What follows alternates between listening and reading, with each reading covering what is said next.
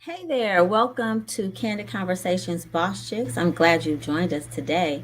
Today, our boss chick is Miyoshi Brown. She is the director of Black Boy Literacy Campaign, a much needed program in the city of Chicago and probably nationwide, but they've started here. She has an amazing story, an exciting program that she wants to talk to you about. And I hope that you will take notes, pay attention, and be willing to join the campaign and help participate, donate whatever way you can to help because this is much needed. And Miyoshi is going to tell you just exactly how you can help and how much it is needed in our cities. Thank you for watching.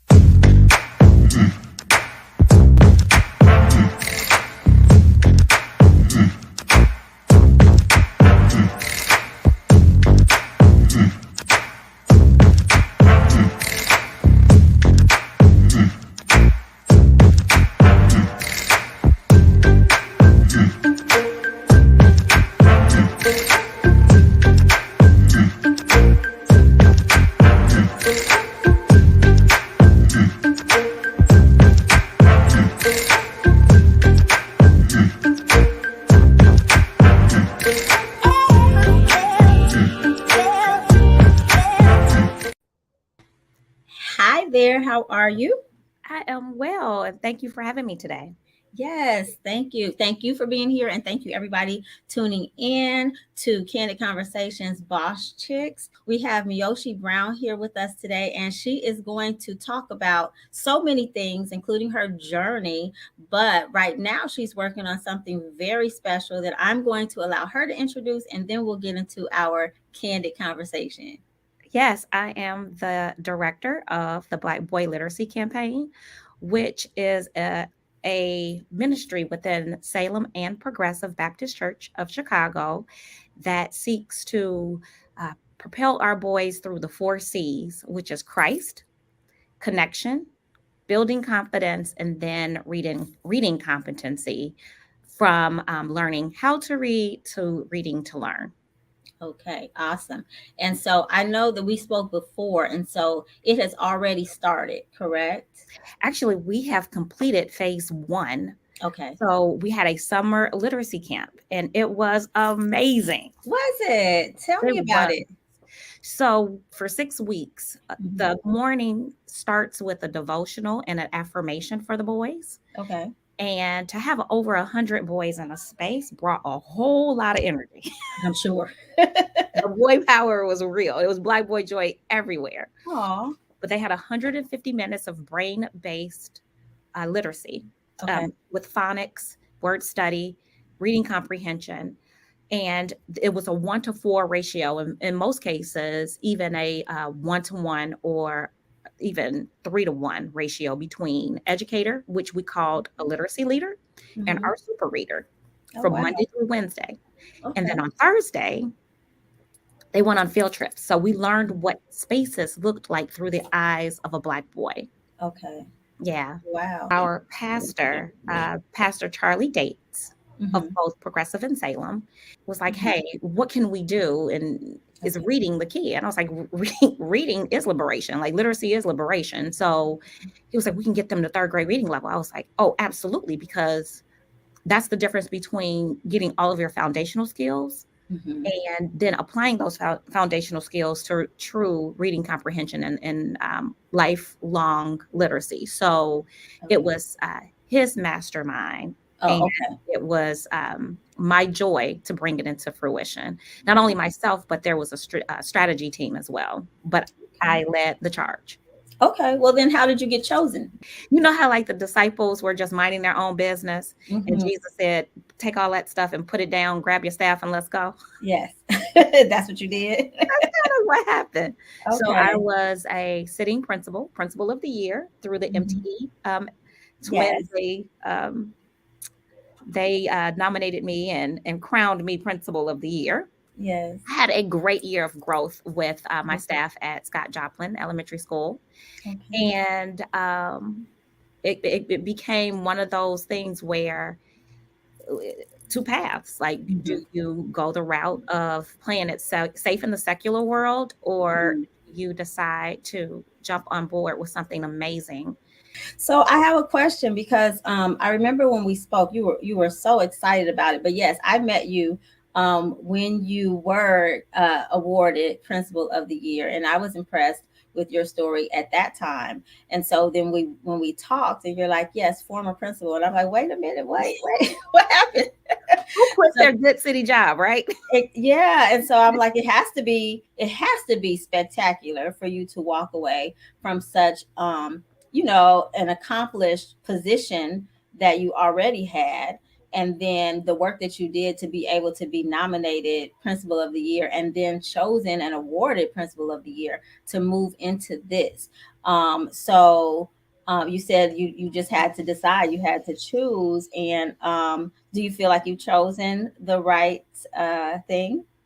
I absolutely do. This is a new space to be in a Okay. decade. Like, Okay. have not been in this kind of space. Yeah. So, looking at the boys, their parents, but the Yeah. most hidden surprise was loving on the literacy leaders and counselors, Mm, the adults that were in the program, okay. and their testimonies said, a few of them said that we've added longevity to their careers because they've Right. learned that they can love what they do again, Mm, and that they can teach and love at the same time. yeah. Yeah, Yeah. so it was a hidden ministry that I didn't know we were going to uh, Yes. step into. But Yeah. what joy that you could affect the lives of Absolutely. boys and families, and then at the same time, the level of impact you can have on Yes. the educators themselves. So just the reaches of where we've Right. gone this summer. Right. And so you said that the goal was to be able to get them to a particular reading level. So Yeah. what's the age range of the boys? So they were rising first through third graders. Okay. And the goal is third grade reading level. Something happens in third grade that's quite different than any other grade. That's the end of primary. Really, some Yeah. say second grade. Okay. It's when you should have all of your foundational skill set. You should know how to Hmm. decode words. You should know how to put words together or word parts together. Yeah. What we find is that the brain itself is not wired to automatically know how to read, like Mm, learning how to walk. right. So you have to be intentional around the instruction of teaching how to read. And for so long, and I was one of these kids where they Hmm. did the great experiment in the 80s of Hmm. giving you sight words Right. and flashcards Right. and just remember this word. Well, guess what? Hmm. There's a generation of us who don't know how to spell very well Got it. because we remembered uh, Hmm. the word As a based whole. as a total, but not Hmm. in word parts. And Okay. what we're seeing is literacy rates have drastically decreased. So we're going back to what all of the Yeah. old school teachers knew how to do, Yeah. which is teaching actually phonics. Yeah. Okay. Amazing. And so I'm sure you mentioned it. You said it was phase one.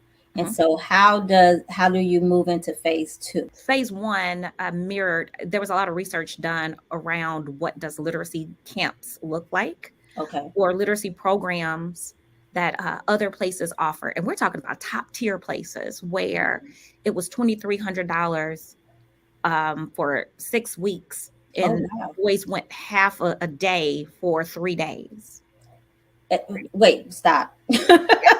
I'm sorry, $2,300 was just for 3 days.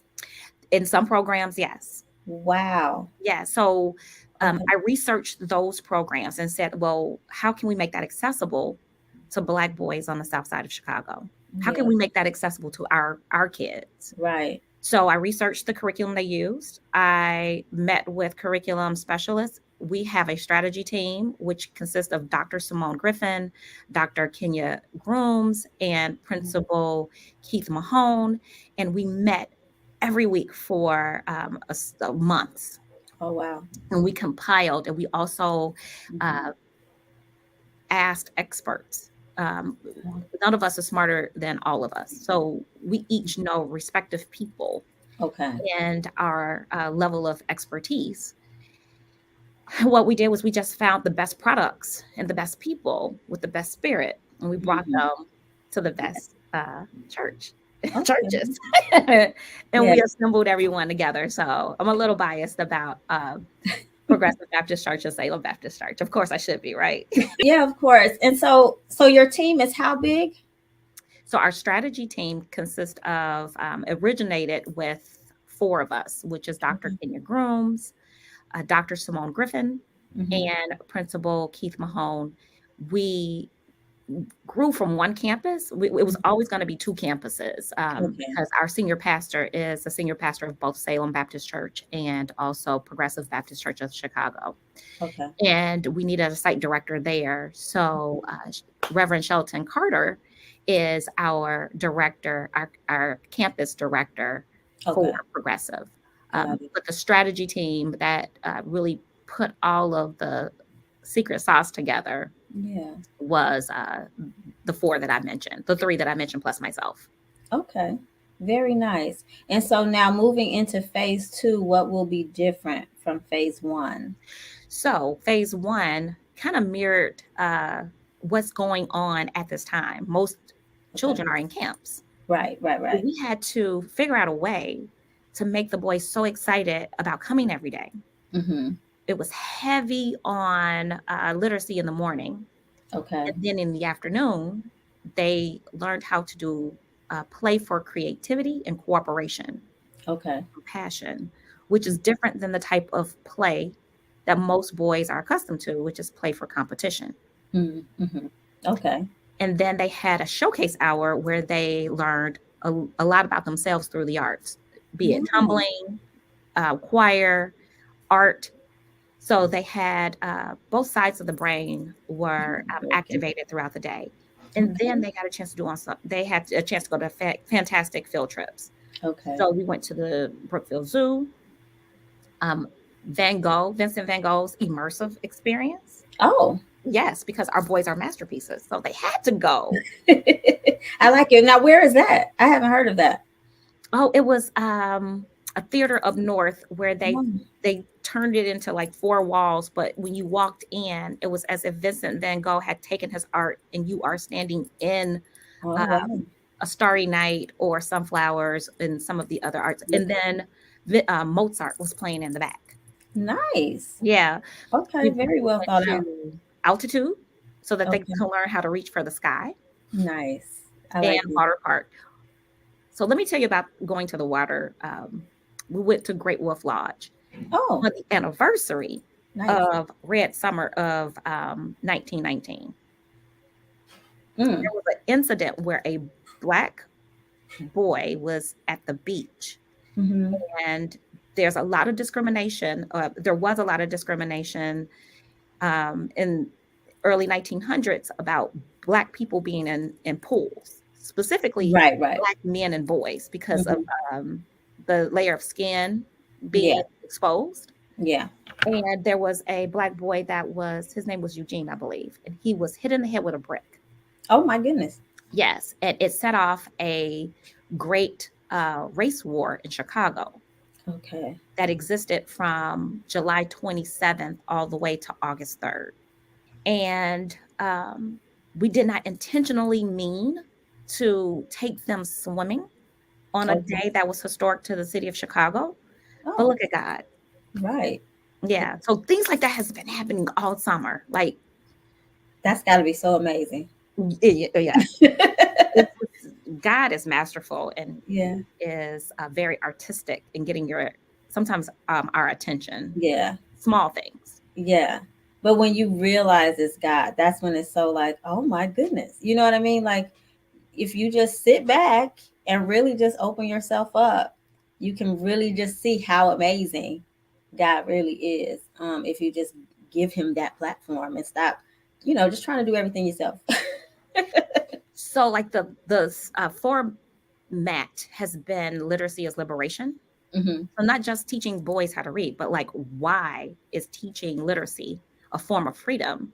Mm-hmm. And what we uncovered is that much like how voting had been suppressed, there Mm-hmm. was over close to 400 years of literacy suppression of our people. Oh wow. Yep. So it was literacy has been a tool of fighting against our oppressor Yeah. and freeing ourselves since we got here, since Okay. we were imported from our native lands. Yeah. So for us to like end the program, we started on Juneteenth. See, another thing, like we started on Juneteenth. Did you? We did. Our Okay. first day was Juneteenth. Okay. Look at all of this. Okay. So the question originally was like, how does phase one look different from phase two? Yes. And there is a 72-day recess Okay. between phase one and phase two. We want the boys to get back to have a little bit of summer. Yes. We have a partnership with Chicago Public Libraries where there is a Black boy literacy curated book list where Oh, 12 branches in 60628, 60643, 60609, and 60628. Did I say that already? Or you 20? said 2-8. Mm-hmm. Okay, 20. 20. Okay. Those Nice.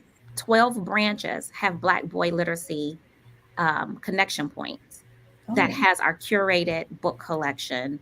And once they do 4 activities, they also will be getting a free book. So this is now in the recess where families come together to really celebrate and enjoy literacy together. yeah. And of course, as the director, I'm going to pop up. I'm going to pop up at these branches. Yeah. Um, and then starting in October, it Mhm. will look more like intensive either acceleration or tutoring or interventions. Okay. So, with the libraries, so does someone have to be already in the program to participate in the reading? Okay. So they No, can just walk into the library and get the list? they can walk in and there's a collection of books that have Black boy literacy on the seams of the books.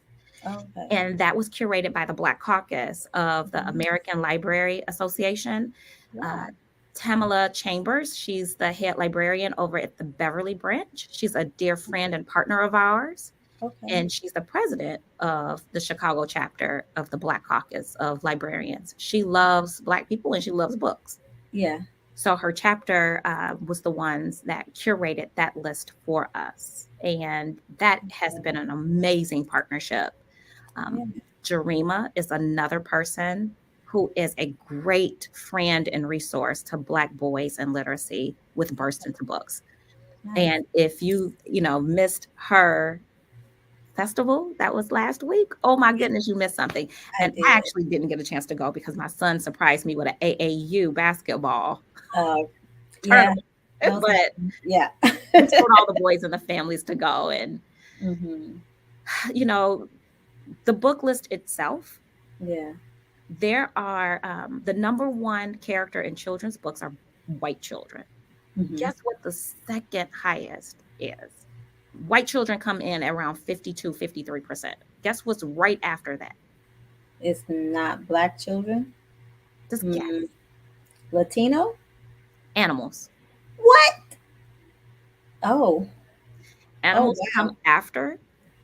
So by the time you narrow it down of how to get a Black character to be the protagonist or the central character of a Black children's book or a children's book, Yeah. you're talking about in the single digits.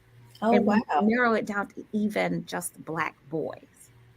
Yeah. Yeah, so every week our boys went home with a book that had a Black boy or man as the main character of the book, which is building their confidence. And when I tell you, I love it. for them to hold books and they can see themselves, one little boy, I had an extra copy of Ron's Big Mission. It's Mhm. about the astronaut Ron McNair and how he protested when he was young. He Ooh. stood up, yeah, it was against the law, again, suppression. It was Mhm. against the law for Black people to check out books in the library. They would have to get a sponsor. They would have to get a white family to That's check out insane. a book for them, but they could sit at the library and read. Okay. Interesting. So the urban legend is that he stood up on the desk, the librarian's circulation desk, Uh-huh. and instead of calling his parents first, they called the police. Oh, wow. And he demanded a library card Okay. because he wanted books about airplanes. He went Mm-hmm. on to be a pilot, and he went on to be an astronaut. So it was important for me to get this book in the boys' hands, right? Because it Yes. talks about literacy suppression, it talks about passion, it talks about purpose. And I handed this book, I had an extra copy, I handed it to a little boy at an ice cream shop. Actually, a black owned ice cream shop, Ohana's, on Hmm. 103rd. Oh, I'll have to get that information from you. Okay, but Yeah. go ahead. And the little boy looked at the book and looked at his dad, and he's like, "Is this me?" Oh, love it. I almost burst into tears. Love it. And Yes. then his dad was just like, it could, like, he didn't know what the book was about. It could be you. Yeah, yeah. What do you say? What do you say? Yeah, And those are the experiences our boys had this summer of being able to hold books where they yeah, could see their hair, they could see their skin texture, they could see yeah. themselves as more than athletes. Yes. They could be astronauts, they could be civic leaders, judges. Uh, Yeah. Yeah, amazing. I like it. So what's the title of it? And the reason I ask you is because I actually had a kindergarten student this past school year who he well he wow, kindergarten they're supposed to be at like level C or D reading before they leave the classroom. And he The Fontes and Pinnell level. yeah, and Yeah. so he was like at level M before he left So kindergarten. he is reading at a third grade reading level. He is no longer learning how to read. Right. He's And reading so with comprehension at this point. Like, you can yes, ask him comprehension questions, but decoding, he yes. already, which, okay, go So ahead. he Tell me more. this yeah, yeah, yeah. No, so I mean he was just amazing. I don't know where along the way because I remember his preschool teacher kind of saying categorizing him in the more immature group. And I was like, I have not had that experience at all. I think he had just decided, he was determined that he was going to read and he was going to be a leader because he exemplified that the entire school year. Like I did not deal with immaturity from this child at all. And he told me that he wanted to be an astronaut. I don't remember exactly when he told me that, but um, there came a point when like he was the only one in his reading group because he just kept leveling up. And so he and I were just talking. And I was like, you know what? I said, you can do that. I said, I visited NASA. I don't remember which one it was, but it's the one in Florida. And I had like a magnet from there, and then I pulled up the website, and we were just talking, and he was just getting so excited. And so I sent his mom some information because they have a lot of science camps over the summer, and I'm like, you got to put him in there. Like our children need to know that this is not just a dream, it's not just a fantasy. Like he can do this. And I mean, he's super intelligent, he's very determined, like self-determined. You know Mhm. what I mean? I did not have to bug him about reading. um but yeah, so that book that you're talking about, I think it would be especially just amazing for him. I would love to give him that as a gift. I just would, man, I because got you. I want We to see just him got to be meet up. I got you. okay. I want It's to see Ron him Big become Mission. Ron's yeah, Big Mission. Ron's big mission. Okay. Mhm. Yeah. Yeah, I mean, I want to see my kids succeed, but I definitely, when they have big dreams like that, I'm like, so yeah, so give me a call or a letter when you become an astronaut. That's all I ask. Just let me know when you do it. Yes, ma'am. Yeah. So I'm sorry to interrupt, but that book, I'm like, okay, I got to get that for him. But that's the power of books. Yeah. They are windows and mirrors, right? Like this idea Yeah. you can see yourself, but you often when we talk about the mirror, I mean the window, we talk about Mhm. seeing other people. But what about Right. a window into a world or a reality that is on your horizon? Yes. It's not just about looking at other people and their experiences. It's about the possibilities. Right. And when it pertains to Black boys, we Mhm. often put them in narrow, small cannons. Yeah. This is true. So let me ask you this because it's called Black Boy Literacy Campaign. And so why did you choose to focus on boys only? Great question. As if like girls don't struggle with reading, right? In fact, I have a third grader. She's going to third grade and she's a struggling reader. Okay. The reason why is because if you look across all 50 states. Mm-hmm. Boys is the subcategory. Black boys is the subcategory that ranks the absolute lowest Oh in man. almost every state. So in 2019, I did I read this research paper on literacy and the effects of the pandemic. Okay.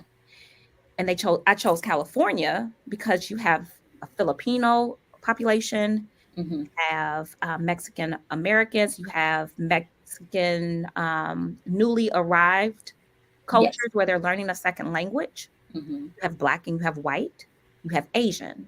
Yes. So California is very expansive, right? Right.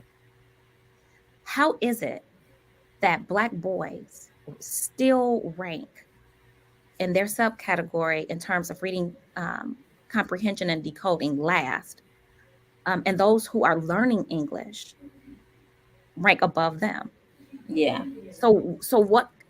And the other Something's thing is this wrong. idea of suppression. Like Mm-hmm. reading has been suppressed from us, just like voting rights. Yeah. So we arrived at Black boys because they are underrepresented at universities. Um, Something about being a Black woman, right, boss chick? Yeah. Yeah. We tend to really harness the communities Mm-hmm. and spaces Yes. on our backs, and yet the backs are broken of our sons, our fathers, and our husbands and our uncles. Yes. Okay. So you're starting basically at the beginning to give them that hope and that push and that drive. Um, wow, I really appreciate that. I think it's amazing. Trying to think if there was anything else that I wanted to ask you. Oh, I did have just a curiosity question. So before you became principal, what were you doing? Oh my goodness, I was a third grade reading teacher. Oh, okay. So now it all makes sense. It all makes sense. I Okay. spent the majority of my career as a primary teacher. Then I went on to do myself and a dear friend of mine who is a judge now, and she's also an English professor. We had a consulting company, Brown and Lewis Consulting Company, Judge the Honorable Nagana Lewis, Okay. professor as well. She's a professor at Tulane University. Nice. And that came out of our response to Hurricane Katrina. Like we saw Okay. some similarities between Chicago housing projects being torn Mhm. down. I taught on the west side of Chicago, and I watched the high rises come down on the south and north side of Chicago. Oh wow. And then Hurricane Katrina was these things Yeah. were happening in parallel, and Mhm. how our people were being displaced and moved around. Yeah. Not to mention how like the Dan Ryan was built straight through the heart of a Black community, and how the bridge was built straight through the heart of Treme, Mm. which is an economic um, and That's very cultural interesting. heart. Yeah, so there's a lot of these things are happening across the country. Mm. So we thought the missing piece would be parental engagement, and we had a parent academy before other places start calling them parent universities and things of that sort. We were a little ahead of our time. Okay. And then I got into this program. I was selected um, to be I was chosen as a candidate for New Leaders, which is a principal leadership. Yes. Program. So I entered leadership in 2012. Okay. Yeah, and Very so nice. that's what I did before this. I helped, and this is how I look at leadership. I helped the teachers in making the best impact on teaching and learning. I don't look at the principalship any other way. Like this, people play with the word boss in a lot of ways. Yeah. I think a true boss is the ones that really build their people so that the work can get done. Absolutely. I agree with you. And it's so interesting because I feel like you and I have similar background and experiences because I too had a parent academy. I don't even remember right now what I called it. Parent something. I'm sure I have the old flyers, but I did that because I had been a teacher and I saw that disconnect as well. Um, but I did find it that parents were reluctant to sign up because they did not want to really admit that they were missing some things, Yep. right? And so, um, yeah, it wasn't as successful as I thought it could have been, just because it's hard to convince somebody that they should do something. And like, imagine you are a parent and you're still living in a multi-generational home. Because I have a Hmm. new perspective on that too. I wish I had a multi-generational home that was just more than me and my kids. Yeah. But say that you are living in a multi-generational home Hmm. and you didn't move communities. So Yeah. that school where you might not have found success, your kids now go there and they remember you. The security guard remembers you. Oh, that's little Yeah. Tasha, or Yeah. that's Miss Tamika. Oh, she was sassy when she was in the third grade, Yeah. right? That's Kevin. Kevin was always, Hmm. whatever. Yeah. And then they become parents and they enter in those same spaces where their confidence wasn't built. Mm. So you're going to have um, a generational effect Yes. of the relationship in that building. True. Yeah. So, yeah. There's so much work to do. There's so much work to do, which is, do I miss being a principal? Absolutely not. In fact, some of the boys kept saying, "That's my principal." I was like, "No, I'm not. I'm your director." Right, right, right. I got you. Yeah. So, We started each day with devotion. yes. Yep. The teachers prayed. Hmm. And then when the kids came in, they learned affirmations and they prayed. So we had like a curriculum of each week had a theme. Yes. Each theme had a scripture, and there was a Okay. prayer and questions that was given to them. So we did a little bit more than Okay. just literacy. We also wanted to build up their confidence in Christ. Awesome. I love it. I Yeah. think that this is amazing. And so if they were not in phase one, can they sign up for phase two? So I think the strategy team and I are going to go back to the table Okay. with our decision making. I'm not quite sure yet because I don't want to be that type of person. Be like, hey, this is what we said, and Hmm. And now the they're changing. onion reveals itself, right? Right. But phase two is only 8 weeks, and it's eight Okay. weeks of 3 hours, and there's going to be we're going to give each boy what they need Okay. based off of the data that we Oh, derived cool. from the summer. So that's one piece. I think there's opportunities for us to give those who did not enter into the program originally Mhm. opportunities and strategies to become successful. But we end December, um, the last week in December, Okay. or right before the holidays. Yeah. And it's only 8 sessions. So we have a lot of work to do in those 8 sessions. I don't know what God is going to do there, but I just expect my expectancy is great. Yeah. The other piece is this has all been funded by either people in our congregations Hmm. or faith based. Right? We have not gotten any outside grants. Oh, I love it. Yeah, so this is it's a ministry. Most people felt Yeah. like this was a school or this was funded by the state. No, this was funded by donors that have given $5 all the way up to we had a few big donors that gave well, we had one big donor that gave $100,000, but Nice. all faith-based community. But anybody's welcome to Welcome. give. So they Yeah. can visit us at blackboylit.com. There's a Okay. link about how to give there. But it's time Okay. for us to start pushing just our mission and seeing who wants to hold hands with us with that. Awesome. Do you think that you'll do this again, what you did this summer, or will it change a little bit? I think we're going to be informed by what we did this summer and just polish it. But the look on our pastor's face, Pastor Charlie, Yeah. I have a clue that he has big plans. Big plans. I'm sure. I'm I think sure he's this. letting me catch my breath a little bit. Yeah. Uh-huh. Um, Before the big drop, right? Here we go. So yeah, no, I can imagine, because if it was this impactful, why would you stop it, right? You And can't. it impacted in ways that we originally didn't know we were making impact. So, Yeah. yeah. Okay. Well, I'm so very proud of all of this. Just glad that it's in our community, glad that somebody is reaching out and helping our boys. I really do agree that this is needed. And needed is probably the understatement of the year. But happy that you're a part of this, and I'm glad that I met you when I did.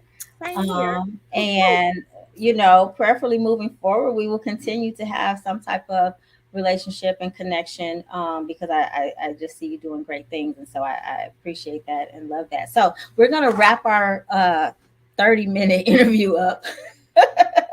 I think we went past our time, but so just like I ask everybody, in your own words, what makes you a boss chick?